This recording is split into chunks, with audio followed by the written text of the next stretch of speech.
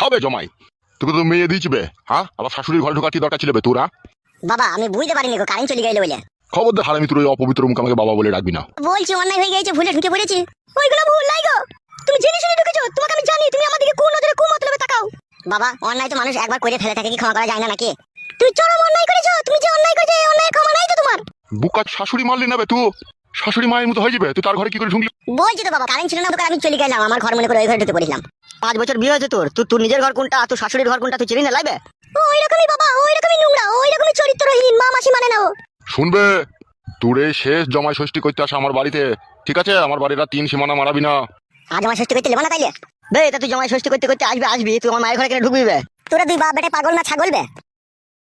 কি বলতে চাইছো কি তুমি? বলছি তোমার নিজের শাশুড়ি লয়, আমার যে নিজের শাশুড়ি ছিল, আমার যে বইয়ের যে আসল মা, সে তো মরে গেছে, ও তো পরের মেয়ে। যদি একবার ঘরে ঢুকিয়ে পড়ি, আমাদের তো সব নিজেদের ভিতরে। খাটি কথাবার্তাটা শুনো আর, তাহলে বুঝতে পারছি তোর মনে কত খারাপ মতলব আছে। এই শুনে টাকা, তুই শোন, তুই পালা আমার বাড়ি থেকে, ঠিক আছে? আর কোনোদিন আমার বাড়ি আসবি না। শ্বশুর আব্বা, ওই আম কাঁঠাল আর লিচু ফেদা আর একটু মাছের মাথার গরম দেখিও না, ঠিক আছে? ওরকম কাদা জামা ষষ্ঠী করতে এলাম আর না এলাম, একবার ঢুকি পড়েছি এই জন্য ভাগ্যল পিটি গোটা দুনিয়াকে জানাইতে হবে না।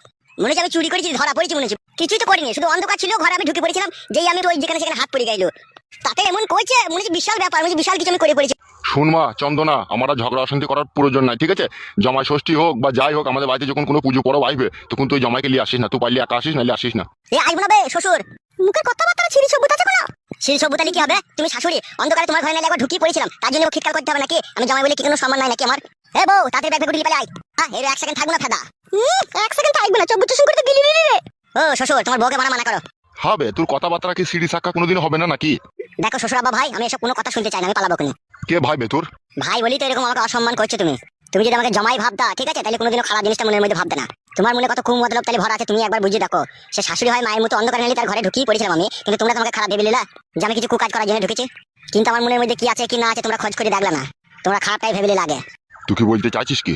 শ্বশুর, চুলটা তো তোর বয়সে পাকে নেবে, তো তুমি যে কলফে পেকেছে। তার মানে তুই কি বুঝাইতে চাইছিস কি আমাকে? বুঝো না, তোমাকে কি বুঝাবো? হাঁটা বন্ধ করবে এরম শ্বশুর, নাহলে আর হয়ে দেবো মুখে। এ পালা পালা পালা পালাবে আমার বাড়ি থেকে, পালা।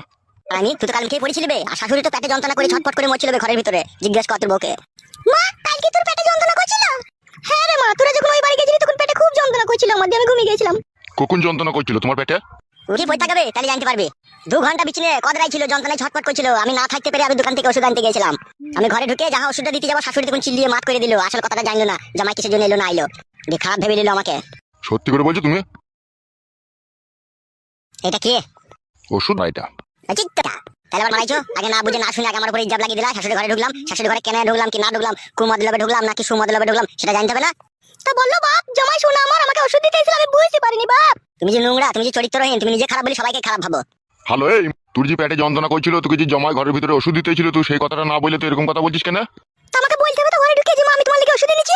ওই যে হামড়া কামড়ি কইছি ঘরে ঢুকে, আমি মনে করলাম হয়তো কোনো খারাপ মতলব আছে ওর। হামড়া কামড়ি করছিলাম, আমি গ্লাসটা খুঁজছিলাম আর জলের বোতলটা খুঁজছিলাম, আর তুমি ঘুম থেকে ছ্যাক করে উঠে তখন বলতে লাগলে বাঁচাও বাঁচাও আমার জামাইকে। ভাষা ঠিক কর। তোদের সাথে আবার কিসে ভাষা ঠিক করে বলবো? তোরা তো যা করা করেই দিলিবে। ঠিক আছে, কোনো কথা বাদ দাও, ভুল হয়ে গেছে, তখন আর কি করা যাবে? তুমিও সত্যি ভেবে নিলা, আমার মন বলছে তুমি ইয়াং অবস্থায় তুমিও শাশুড়ির সাথে থাকতা। কি বলছিস বে তুই? ঠিকই বলছি, তুমি এত অবিশ্বাস করলা কিসের জন্য? আমি জ্ঞানমান লোক হয়ে তুমি আগে ভালো করে জিজ্ঞেস করলা না যে আমি কিসের জন্য ঢুকেছিলাম না ঢুকেছিলাম? ফারাম করে তুমি আমার উপরে এইভাবে ইলজাম লাগিয়ে দিলা। তাই না বটে বাবা, জামাইকে বাড়িতে নিয়ে এসে এইভাবে অসম্মান করাটা আপনাদের উচিত হলো না। এ বউ, তোর আমি উকালতি চাই না, তুই এখন মা বাবাকে সাপোর্ট করছিলি, আমাকে ভুল ভেবেছিলি। তোর উকালতি আমার দরকার নাই রে। আরে বাবা জমাই ছাড়ো ছাড়ো, কোনো কথা ছাড়ো। তুমি কি করেছি ছেড়ে দেবো আমি? তুই বাড়ি যাবে আমার সাথে, আমি পালাবো? আজকে দিনটা থাকো বাপ জামাই, কালকে যাবা। কি করে ভাবলো শাশুড়ি তুমি তোমার বাড়িতে আবার আমি থাকবো?